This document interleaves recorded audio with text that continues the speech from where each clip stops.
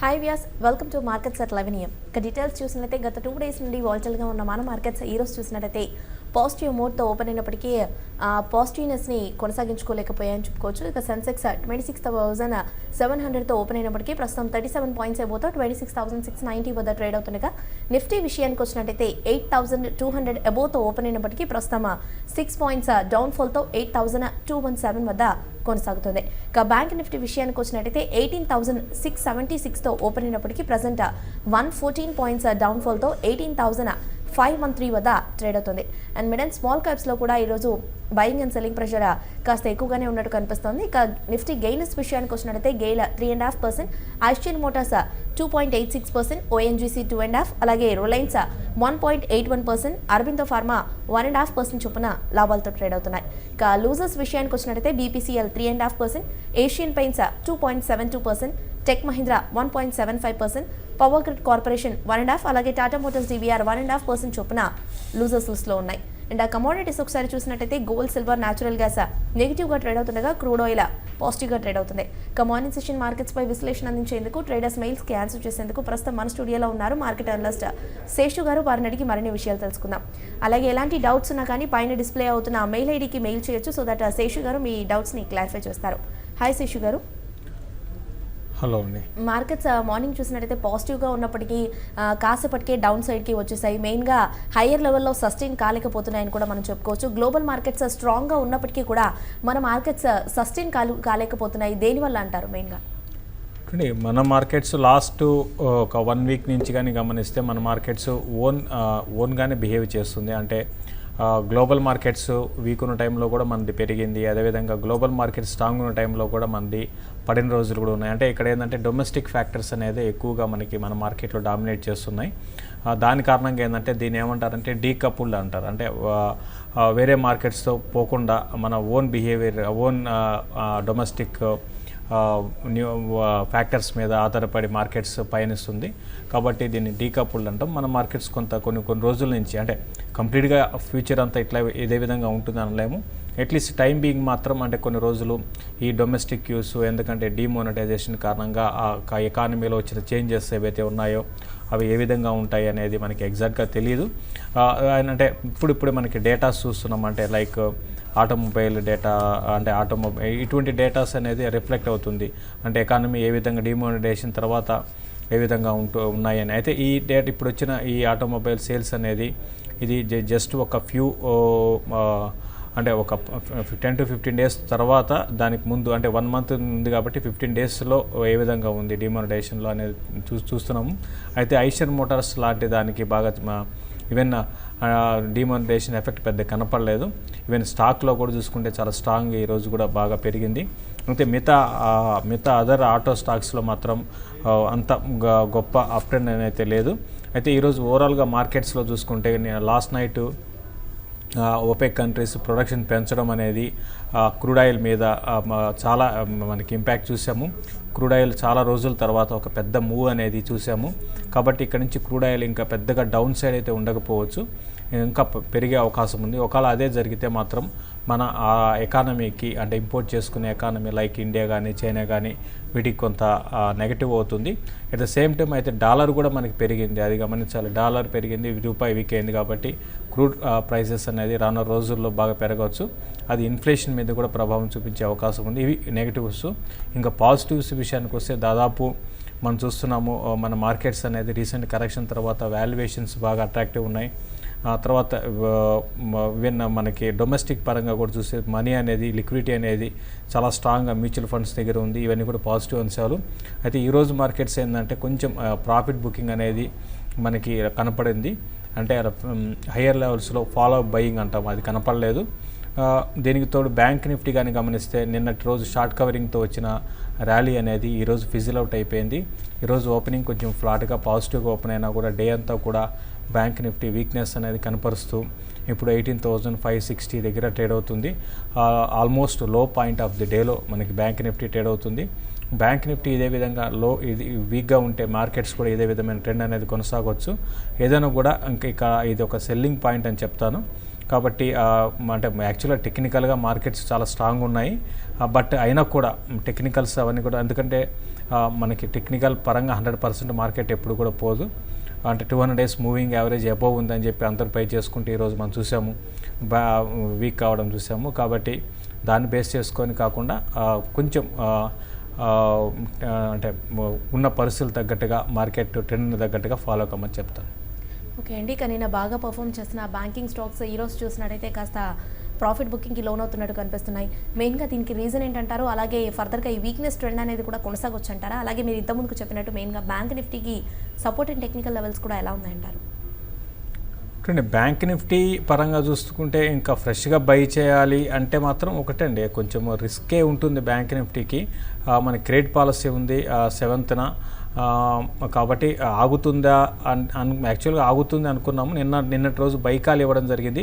అయితే ఈరోజు చూస్తే మళ్ళీ అంత స్ట్రాంగ్గా మనకి చెప్పలేకపోతున్నాను నేను, ఎందుకంటే ఈరోజు బ్యాంక్ నిఫ్టీ పడిన విధానం చూసుకుంటే అంటే కొంచెం కూడా మళ్ళీ ఫాలో అప్ బయింగ్ అనేది లేదు. ఎప్పుడైతే షార్ట్స్ కవర్ అయిపోయినాయో బ్యాంక్ నిఫ్టీలో మళ్ళీ ఇమీడియట్గా ఈరోజు వీక్నెస్ అనేది బ్యాంకింగ్ స్టాక్స్లో కనపడింది. ప్లస్ ఇంకోటి నెక్స్ట్ 2-3 రోజులు కూడా కొంచెము బ్యాంక్స్ ఏ విధంగా అంటే స్టాక్ మార్కెట్లో బ్యాంక్స్ అని కాకుండా బయట ఈ డిమానిటైజేషన్, ఎందుకంటే మంత్ స్టార్టింగ్ కాబట్టి అంటే ఈ శాలరీస్ని ఏ విధంగా పే చేయగలుగుతాయో అనేది చూడాలండి. ఇది చాలా ఇంపార్టెంట్ అనమాట. ఎందుకంటే ఇప్పుడు ఇమీడియట్గా కానీ శాలరీస్ ఇన్ టైంలో కానీ వీళ్ళు పే చేయలేని పరిస్థితిలో మళ్ళీ ఒక రౌండ్ ఆఫ్ సెల్లింగ్ అనేది మార్కెట్లో రావచ్చు. ఎందుకంటే పోస్ట్పోనింగ్, ఇప్పుడు మనం ఏదైనా చేయాలనుకుంటే పోస్ట్పోన్ అనేది ఉంటుంది.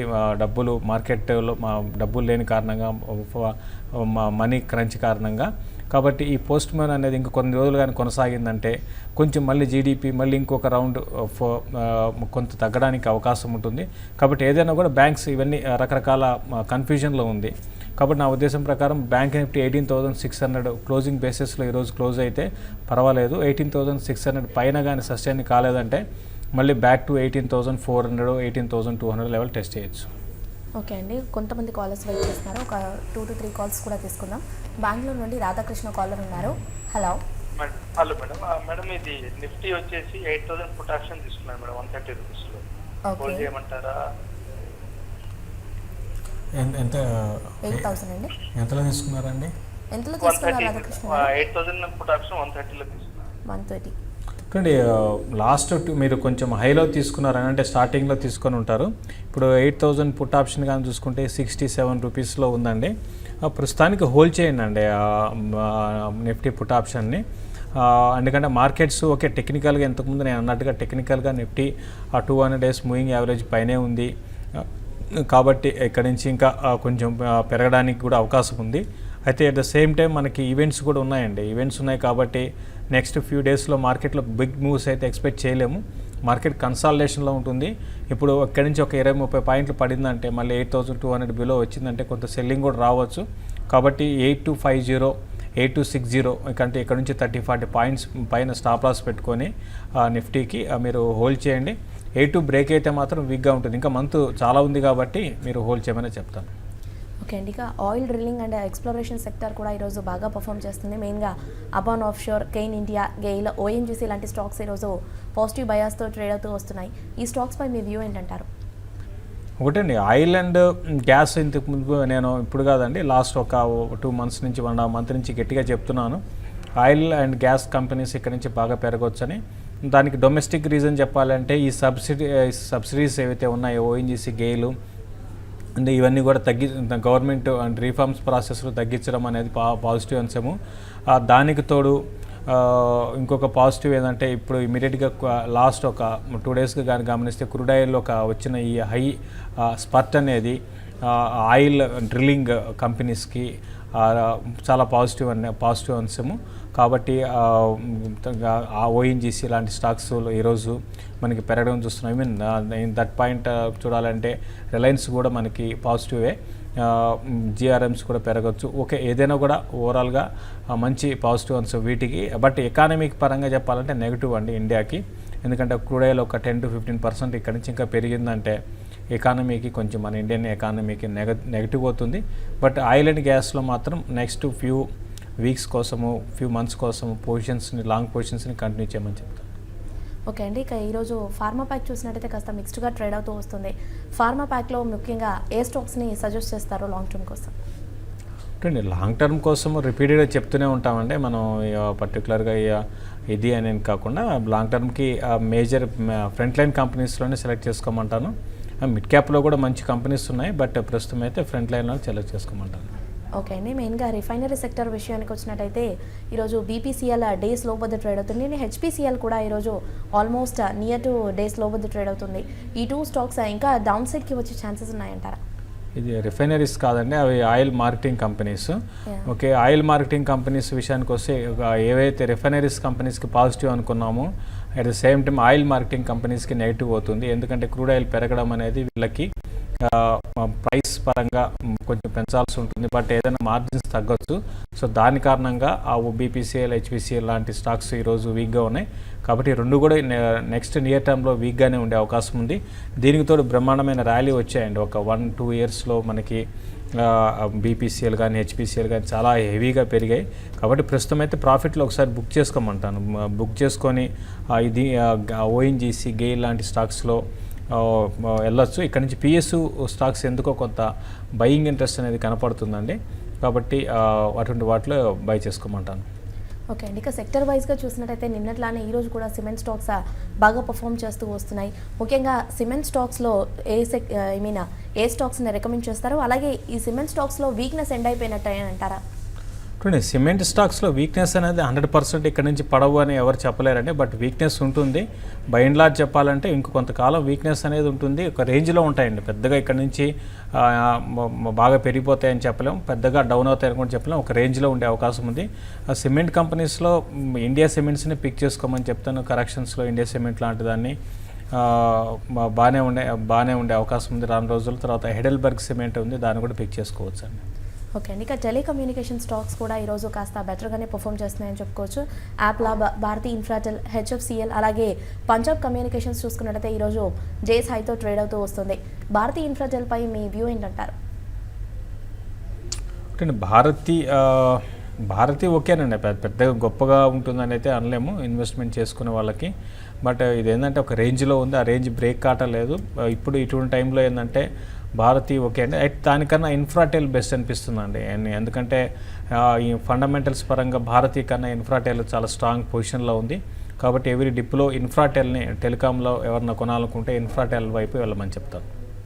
ఓకే అండి. ఇక టైర్ స్టాక్స్ కూడా నిన్నట్లానే మనకి పాజిటివ్గా ట్రేడ్ అవుతూ వస్తున్నాయి. టైర్ స్టాక్స్ పై మీ సజెషన్స్ ఏంటంటారు? అండ్ ట్రెండ్ అలాగే కొనసాగొచ్చా? టైర్ కంపెనీస్ ట్రెండ్ అనేది ఓకే, లాస్ట్ 2 డేస్గా మళ్ళీ టైర్ స్టాక్స్లో బయింగ్ కనపడింది. డెఫినెట్గా రాను రోజుల్లో టైర్ కంపెనీస్ కూడా బాగా మంచి పర్ఫామ్ చేసే అవకాశం ఉంది ఇన్వెస్ట్మెంట్ పరంగా. బట్ ట్రేడింగ్ పరంగా చెప్పాలంటే ఇవి కూడా ఏంటంటే ఒక రేంజ్, అంటే బాగా బీట్ అండ్ డౌన్ స్టాక్స్ అన్ని టైర్ కంపెనీస్ అన్ని ఈ మధ్యకాలంలో.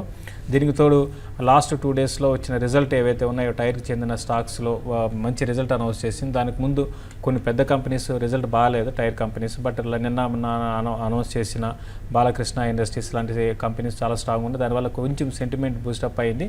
బట్ ఓవరాల్గా ఇన్వెస్ట్మెంట్కి మంచి స్టాక్స్ ఏనంటే టైర్ కంపెనీస్ అన్నీ కూడా లాంగ్ టర్మ్ కోసం హోల్డ్ చేయొచ్చు. ఓకే అండి. ఇక రియాలిటీ స్టాక్స్ చూసినట్టయితే ఈరోజు నెగిటివ్గా ట్రేడ్ అవుతూ వస్తున్నాయి. దీనికి రీజన్ ఏంటని చెప్పుకోవచ్చు అంటారు మనం? చూడండి, రియాలిటీ సెక్టర్ ఫస్ట్ ఎవరు అవునా కాదన్న ఫస్ట్ డిమానిటైజేషన్ కారణంగా బాగా హెవీగా దెబ్బతిన్న సెక్టర్ అంటే రియాలిటీ అండి. కాబట్టి దాంట్లో భాగంగా ఇంకా ఇప్పుడు కోలుకోవడం, మిగతా సెక్టర్ కోలుకున్నా కూడా రియాలిటీ ఇమీడియట్గా రికవరీ అనేది అంత ఫాస్ట్ ఉండకపోవచ్చు. దాని కారణంగా రియాలిటీ స్టాక్స్ అన్ని పడుతున్నాయి. బట్ ఇమీడియట్గా అయితే రియాలిటీ స్టాక్స్లో ఫ్రెష్ బయింగ్ అయితే వద్దని చెప్తాను. ఎవరన్నా ఆల్రెడీ ఉంటే మాత్రం ర్యాలీస్లో సెల్ చేయమని చెప్తాను. రాను రోజుల్లో ఇవి ఇంకా ఇక్కడ ఈ లెవెల్ నుంచి ఇంకొంత కరెక్షన్ కూడా వచ్చే అవకాశం ఉందండి. ఓకే అండి. మెయిన్గా ఈరోజు మిడ్ అండ్ స్మాల్ క్యాప్స్లో ఈరోజు ఎటువంటి మూవ్స్ కనిపిస్తున్నాయంటారు? చూడండి, మిడ్ అండ్ స్మాల్ క్యాప్లో మనకి ఈరోజు మూవ్స్ పరంగా చూస్తే మాత్రం సెలెక్టెడ్ స్టాక్స్లోనే ఉందండి. పర్టికులర్గా ఈ సెక్టర్ అని చెప్పలేము. సెలెక్టెడ్ ఒక్కో స్టాక్స్లో అయితే ఇంకా కొన్ని చిన్న స్టాక్స్ కూడా మనకి పెరుగుతున్నాయి. అటువంటి స్టాక్స్కి దూరంగా ఉండమని రిపీటెడ్గా చెప్తూనే ఉన్నాము. బట్ ఓవరాల్గా మిడ్ అండ్ స్మాల్ క్యాప్లో మాత్రం ఈరోజు కొంచెం హై అంటే హెచ్సిసి లాంటి స్టాక్ బాగా పెరగడం చూసాము. అంటే ఉన్న వాటిలో కొంచెం క్వాలిటీ స్టాక్స్లో తర్వాత ఈ ఆఫ్ షోర్ కంపెనీస్లో మనకి బయింగ్ చూసాము. ఫార్మాలో బఫానా ఫార్మా ఒకటి, తర్వాత బాలకృష్ణ ఇండస్ట్రీస్ ఇంతకుముందు అనుకున్నాం ఇంకా మంచి రిజల్ట్ అనౌన్స్ చేసింది. దాంట్లో కూడా మనకి ఒక అప్ ట్రెండ్ అనేది కనపడింది. హిందుస్థాన్ ఆయిల్ ఎక్స్ప్లోరేషన్ కూడా బాగానే ఉంది. ఏదైనా కూడా స్టాక్ స్పెసిఫిక్ ఉంది. ఓవరాల్గా సెక్టార్ పరంగా చూడాలంటే ఆఫ్ షోర్ కంపెనీస్లో ఉంది. మిగతావన్నీ కూడా ఏంటంటే కొన్ని స్టాక్స్ న్యూస్ బేస్డ్ స్టాక్స్లో ఈరోజు బయింగ్ ఇంట్రెస్ట్ అనేది కనపడుతుందండి. ఓకే శేషు గారు, ఫైనల్లీ నిఫ్టీ చూసినట్టయితే ప్రస్తుతం 1 పాయింట్ డౌన్ఫాల్తో 8,223 వద్ద ట్రేడ్ అవుతూ వస్తుంది. సో మనకి క్లోజింగ్ వర్క్ కూడా ఇదే నెగిటివ్నెస్తో ట్రేడ్ అవుతూ ఉండే ఛాన్సెస్ ఉన్నాయంటారా? అంటే ఎట్లా చెప్పడం కష్టం అండి. ఓవరాల్గా క్లోజింగ్ పరంగా చెప్పాలంటే నిఫ్టీ ఫ్లాట్గానే క్లోజ్ కావడానికి అవకాశాలు ఎక్కువ ఉన్నాయి. ఏదేని కారణాల కారణంగా ఒకవేళ నిఫ్టీ 8,200 కానీ కట్ అయిందంటే మళ్ళీ మార్కెట్ లాస్ట్ మనకి 8 రోజులుగా వస్తున్న ఒక ర్యాలీ అనేది ఆగిపోయే అవకాశం కనపడుతుంది. థ్యాంక్ యూ శేషు గారు. ఇది వాళ్ళ మార్కెట్స్ అట్ 11 AM 12 noon మార్కెట్స్లో మళ్ళీ కలుద్దాం. Stay with us.